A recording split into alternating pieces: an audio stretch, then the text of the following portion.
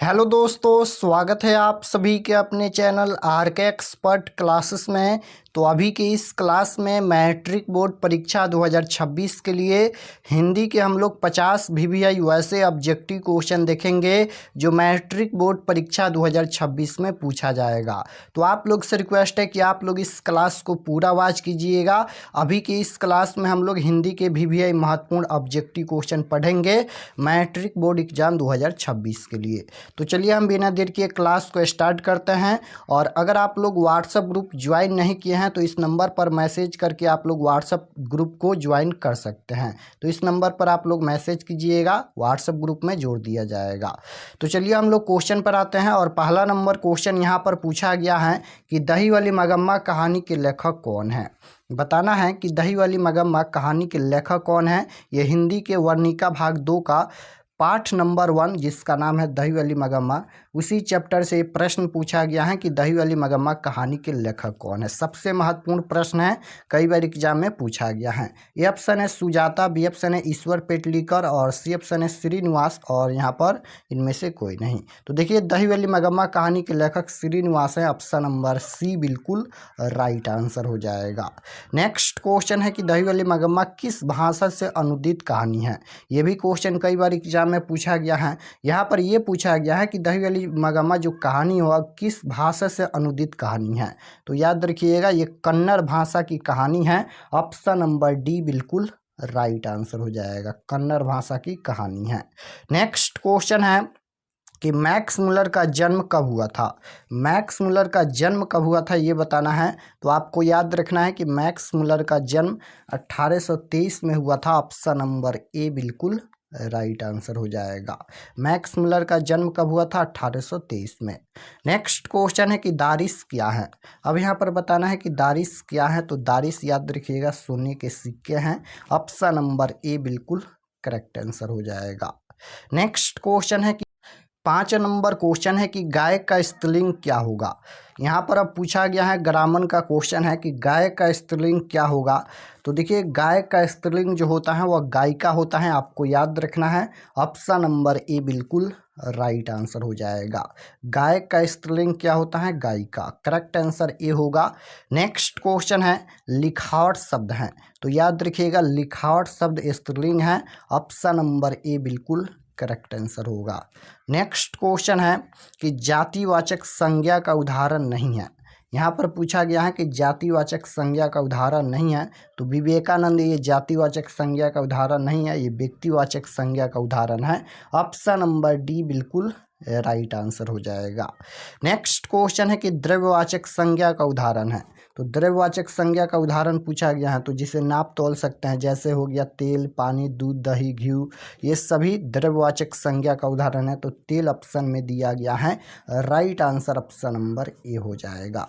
Next question है अंगा का उच्चारण स्थान क्या होता है। तो ये कंठ होता है। करेक्ट आंसर ए होगा। 10 नंबर क्वेश्चन है व्यंजन के कितने प्रकार हैं। अब यहाँ पर पूछा गया है कि व्यंजन के कितने प्रकार हैं। तो व्यंजन के 3 प्रकार होता है। Right answer option number D हो जाएगा। नेक्स्ट क्वेश्चन है 11 नंबर क्वेश्चन है कि गौ का उच्चारण स्थान क्या है। अब यहाँ पर पूछा गया है कि गौ का उच्चारण स्थान क्या होता है। तो आपको याद रखना है कि गौ का उच्चारण स्थान भी कंठ होता है। Right answer option number C हो जाएगा। गौ का उच्चारण स्थान क्या होता है? कंठ होता है। नेक्स्ट क्वेश्चन है कि सेन साहब की नई मोटर कार किस रंग की थी। यहाँ पर किस रंग की थी ये नहीं पूछा गया है, कितने की थी ये पूछा गया है। तो ये भी याद रखिएगा सेन साहब की नई मोटर कार काली रंग की थी। रंग भी पूछा जाता है तो काली रंग की थी। कितने की थी? तो 7,500 की थी। Right answer option number B हो जाएगा। ये 20 के दांत कहानी से ये क्वेश्चन पूछा गया है। और 20 के दांत कहानी के रचयिता कौन है? नलिन बिलोचन शर्मा जी हैं, आपको याद रखना है। तो right answer option number B हो जाएगा। नेक्स्ट क्वेश्चन है कारक के कितने भेद हैं। तो ये हिंदी में पूछा गया है। कारक के कितने भेद हैं। तो हिंदी में 8 कारक होते हैं। Right answer option number D हो जाएगा। और आपको कारक चिन्ह याद रखना है। नेक्स्ट क्वेश्चन है 20 के दांत कैसी कहानी है। तो ये ऐतिहासिक कहानी है। राइट आंसर बी हो जाएगा। नेक्स्ट क्वेश्चन है भारत से हम क्या सीखे भाषण का हिंदी रूपांतरण किसने किया? तो देखिए, भारत से हम क्या सीखे, यह भाषण है, आपको याद रखना है। पूछा गया है कि हिंदी रूपांतरण किसने किया, तो राइट आंसर आपको याद रखना है डॉक्टर भवानी शंकर त्रिवेदी। ये चैप्टर हम पढ़ाए भी हैं, भारत से हम क्या सीखे, आप लोग जाकर प्ले लिस्ट में देख सकते हैं। तो right answer option number B हो जाएगा। नेक्स्ट क्वेश्चन है कि मैक्स मुलर कहाँ के रहने वाले थे? अब यहाँ पर पूछा गया है कि मैक्स मुलर कहाँ के रहने वाले थे, तो आपको याद रखना है कि मैक्स मुलर जर्मनी के रहने वाले थे। Right answer option number B हो जाएगा। मैक्स मुलर कहाँ के रहने वाले थे? जर्मनी के रहने वाले थे। नेक्स्ट क्वेश्चन है कि गिरधर लाल का बेटा कौन है? तो गिरधर लाल का बेटा मदन है। Right answer option number C हो जाएगा। नेक्स्ट क्वेश्चन है कि सेन साहब की नई मोटर कार किस रंग की थी? देखिए, यहाँ पर अब पूछा गया है कि सेन साहब की नई मोटर कार किस रंग की थी, तो अभी हम बताए हैं काले रंग की थी। Right answer option number A हो जाएगा। नेक्स्ट क्वेश्चन है 19 नंबर कि मैक्स मुलर ने कालिदास के किस पुस्तक का जर्मन में अनुवाद किया? तो आपको याद रखना है मेघदूत। ऑप्शन नंबर बी बिल्कुल राइट आंसर हो जाएगा। नेक्स्ट क्वेश्चन है मैक्स मुलर को किसने वेदांतियों का वेदांती कहा? तो आपको याद रखना है विवेकानंद ने। Right answer option number A हो जाएगा, विवेकानंद ने। नेक्स्ट क्वेश्चन है कि बाबा साहेब भीमराव अम्बेडकर का जन्म किस राज्य में हुआ था? तो बाबा साहेब भीमराव अम्बेडकर का जन्म पूछा गया है, ये किस राज्य में हुआ था? तो आपको याद रखना है 14 अप्रैल 1891 ईस्वी मध्य प्रदेश में हुआ था। Right answer option number B हो जाएगा। श्रम विभाजन और जाति प्रथा के लेखक कौन है? बाबा साहेब भीमराव अम्बेडकर हैं, आपको याद रखना है। भारतीय संविधान के निर्माता के रूप में हम लोग किन्हें जानते हैं? तो बाबा साहेब भीमराव अम्बेडकर को जानते हैं, ये भी आपको याद रखना है। नेक्स्ट क्वेश्चन है कि 20 के दांत कहानी के रचयिता कौन है? तो अभी हम बताए हैं कि 20 के दांत कहानी के रचयिता नलिन बिलोचन शर्मा जी हैं। Right answer option number C हो जाएगा। अमरकांत ये बहादुर कहानी के लेखक हैं और विनोद कुमार शुक्ल ये मछली कहानी के लेखक हैं, आपको ये भी याद रखना है। नेक्स्ट क्वेश्चन है कि 20 के दांत पाठ की विधा क्या है? तो 20 के दांत कहानी है। Right answer option number B हो जाएगा। नेक्स्ट क्वेश्चन है कि मैक्स मुलर को किसने वेदांतियों का वेदांती कहा? तो विवेकानंद ने। Right answer option number A हो जाएगा। नेक्स्ट क्वेश्चन है नाखून क्यों बढ़ते हैं पाठ के लेखक कौन है? अब यहाँ पर पूछा गया है नाखून क्यों बढ़ते हैं पाठ के लेखक कौन है? तो आपको याद रखना है मैक्स मुलर हैं। नहीं, मैक्स मुलर नहीं है, हजारी प्रसाद द्विवेदी जी हैं। Right answer option number C हो जाएगा। नाखून क्यों बढ़ते हैं पाठ के लेखक कौन है? तो Hazari Prasad Dwivedi ji. Correct answer option number C हो जाएगा। नेक्स्ट क्वेश्चन है कि हिंदी तथा इसकी विविध बोलियां किस लिपि में लिखी जाती हैं?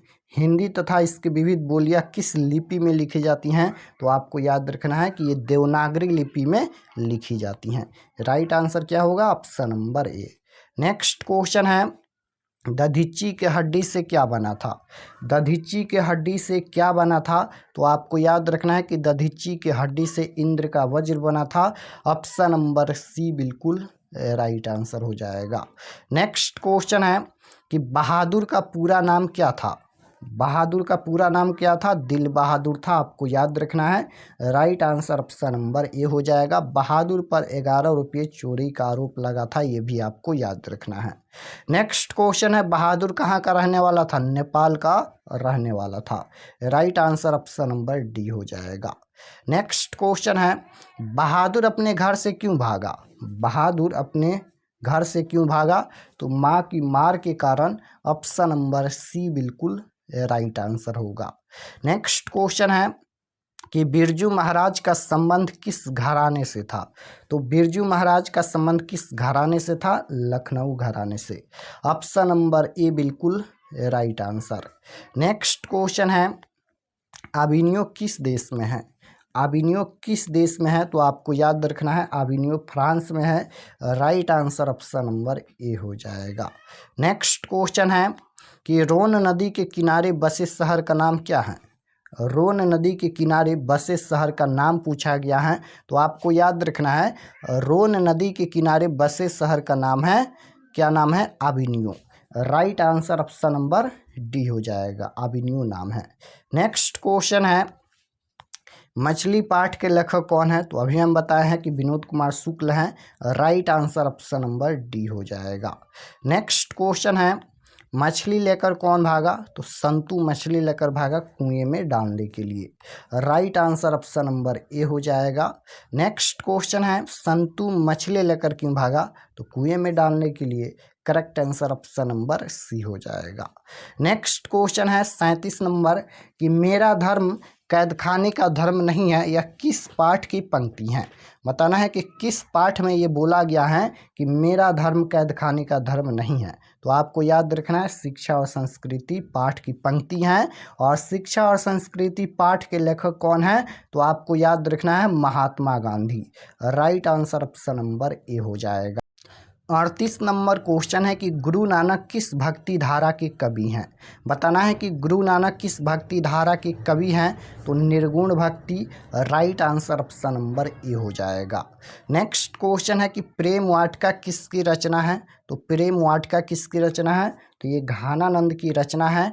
ऑप्शन नंबर बी बिल्कुल राइट आंसर होगा। नेक्स्ट क्वेश्चन है कि घानानंद किस भाषा के कवि हैं? अब यहाँ पर पूछा गया है कि घानानंद किस भाषा के कवि हैं? अवधी भाषा, राजस्थानी भाषा, भोजपुरी भाषा या ब्रज भाषा? तो आपको याद रखना है कि घानानंद किस भाषा के कवि हैं? तो ये ब्रज भाषा के कवि हैं। ऑप्शन नंबर डी बिल्कुल राइट आंसर हो जाएगा। नेक्स्ट क्वेश्चन है, रामधारी सिंह दिनकर का जन्म किस जिले में हुआ था? तो बेगूसराय जिले में। Right answer option number D हो जाएगा। नेक्स्ट क्वेश्चन है, कुंवर नारायण बूढ़ा चौकीदार किसे कहा? तो कुंवर नारायण ने बूढ़ा चौकीदार किसे कहा? तो वृक्ष को। ऑप्शन नंबर सी बिल्कुल राइट आंसर होगा।